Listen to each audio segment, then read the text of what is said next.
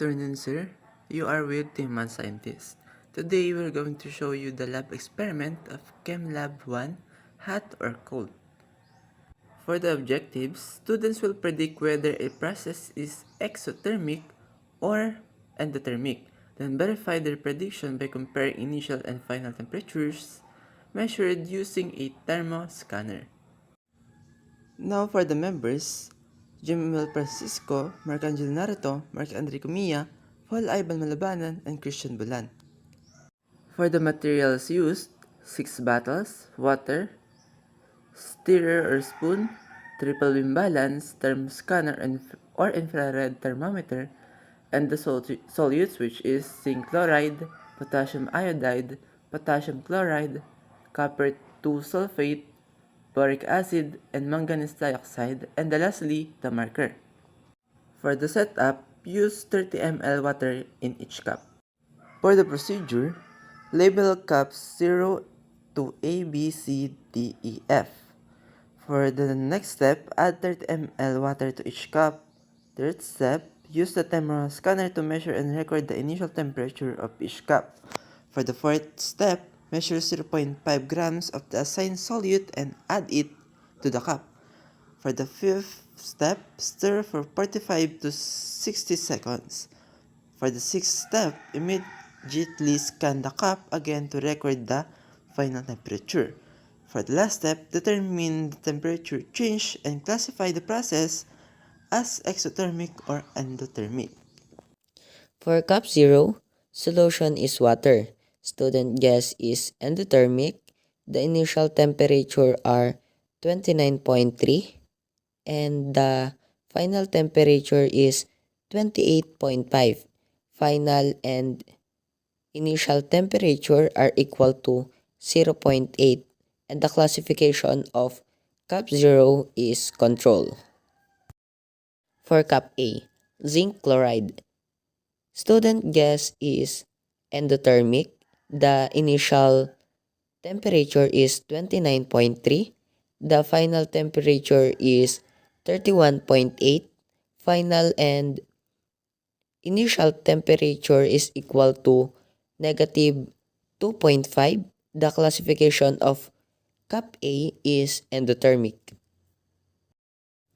For cup B, potassium iodide. Student guess is endothermic. Initial temperature is 29.3. Final temperature is 28.8. Final and initial temperature is equal to 0.5. Classification of cup B is endothermic. For cup C, potassium chloride. Student guess is endothermic. Initial temperature is 29.2 and final temperature is 28.4. Final and initial temperature is equal to negative 0.8. Classification of cup C is equal to endothermic. For cup D, solution is copper oxide. Student guess is exothermic. Initial temperature is 29.1. Final temperature is 29.6. Final and initial temperature is equal to negative 0.5. Classification of cup D is equal to exothermic. For cup E, solution is boric acid. Student guess is exothermic. Initial temperature is 29.1. Final temperature is 29.6. Final and initial temperature is equal to negative 0.5. Classification of cup E is equal to exothermic. For cup F, solution is magnesium oxide. Student guess is endothermic. Initial temperature is 29.3. Final temperature is 28.9. Final and initial temperature is equal to 0.6. Classification of F is equal to endothermic. The substance produced the largest temperature change is zinc, with a temperature of 0.5, 29.3 initial to 31.8 final, as the largest absolute temperature change. For question number 2, which student guesses were incorrect and why? The guess for CAF-F was incorrect because manganese dioxide or MnO2 is insoluble in water and did not react.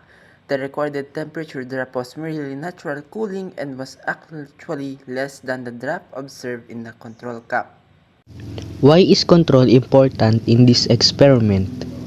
A control is important in this experiment because the cup with water only shows the normal temperature change without any solute added. It provides a baseline that can be compared with the other cups containing different substances. This allows to determine whether the temperature changes observed are caused by dissolving the solutes and not by external factors.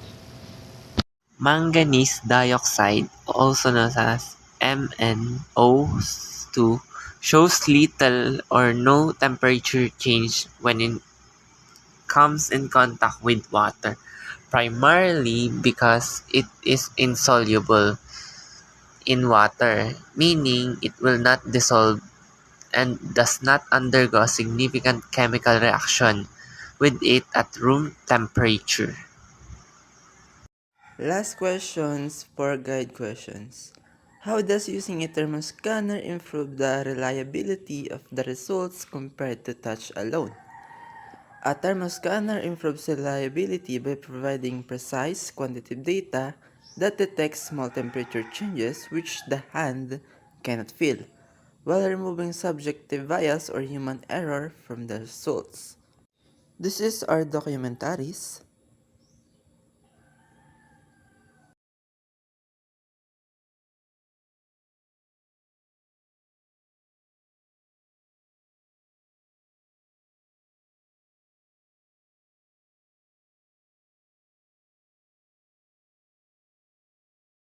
Now we have the part 2 of the lab experiment. For the materials, manganese dioxide, magnesium ribbon, 2 jars, 2 stirrer, triple beam balance water. For the observation of the first mixture, which was the manganese dioxide, we observed that we performed the mixture of sulfuric acid and water. We saw that the water become hot and potentially steamy during the first step, making it exothermic. When we subsequently add manganese dioxide, an endothermic reaction occurs that absorb energy to break down the solid and produce oxygen gas. Next observation is the magnesium ribbon. Mixing sulfuric acid with water is an exothermic process because the hydration of the acid's molecules release a significant amount of heat energy.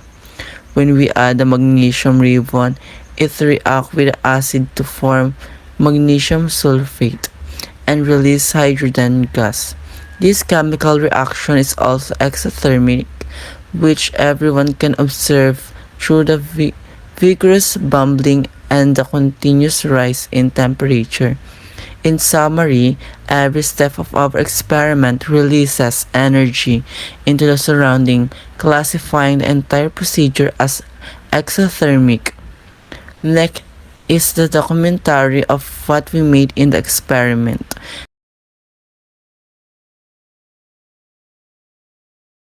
Thank you. That's all.